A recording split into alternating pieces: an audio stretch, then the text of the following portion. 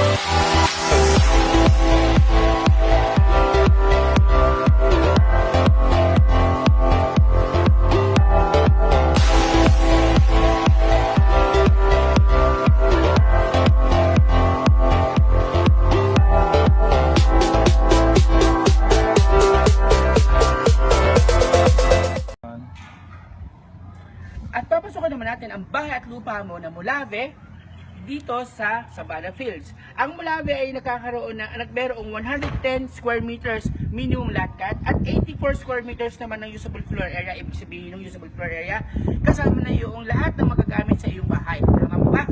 So, papasok natin ngayon ang Molave. Ilang kwarto po ang Molave? Ilang kwarto ang Molave? 2 kwarto po ang Molave. Ayan. So, papasok po tayo ngayon. Wow! So, ganito siya kaaliwalas. Modern Asian po yung ating konsepto at paalala ko rin po sa inyo, no? Kapag pinigay ko na pinigilin, ito na po yung kondisyon. Meron na po siyang tiles, meron na po siyang kusina, ito, lababo. Ayan. Tapos, meron na siyang banyo. Ayun yung banyo. Sobra. Ganda, oh. Ayan. Maganda ako pagpasok ng bahay at lupa, extend ang bahay para sa iyo. Para kung gusto mo siya i-extend pababa, pataas na pwede. Kasi may lote ka pa. Tama po ba? O sige, good night. Ay, joke lang. Hindi pala tulugan to. Siyan pala to. So, sabi ko sa inyo, 2 kwarto. So, eto po yung unang kwarto natin. Ayan. At good news. Hindi ka na mahihirap ang magpalagay ng air condition kasi may provision na. Ayan na siya, kasama na po ito kapag ipinigay. Plus, paalala ko sa inyo, ito po ay modern house, ha? Modern po ito. Kaya makita niyo po, modern na rin po yung lalagyan natin ng ilaw. Ito po siya. Wala po siya sa ceiling yung typical na bahay po para sa Pilipinas. Ito po siya is modern. Bakit? Pero kasi ang posh, doon ang uso.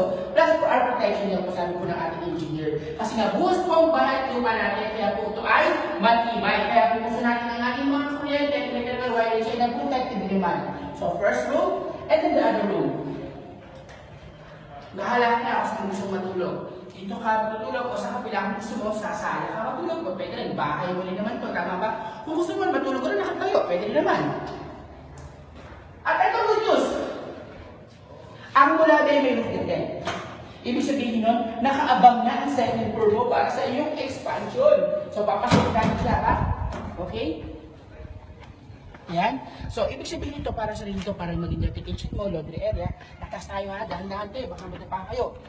Yan. Huwag kayong madadapa ha. Huwag kayong madadapang umibig, pero mag-invest kayo. Huwag kayong... Wow! Eto na! Eto na ang roof deck ng ating Molave Modern Asian Model House. At ipag-deliver, may kasama ng roof deck. Eto na siya, oh. At buhos din po ito ha, buhos din po ito. Ibig sabihin, ready na siya for expansion, extension. Kung gusto mo patungan ng bahay mo, po pwede. Nakapagod pala. Ganyan siya. Maganda. So, ang bagay siyang Molave Modern Asian. Pagbuhos ang bahay mo, matibay. Plus, may roof deck ka. Tama po ba? Tama. So, congratulations. Gano'n mo. Ito, pwede mo sa lagunan. Terrace. Yan. Terrace. Diba? Pwede. Tapos tatanawin mo yung nasa baba. Sino yan? No, diba? At isa yung bahay, hindi kung sino-sino diba? Tama ba? Okay na. Like a Hellcat.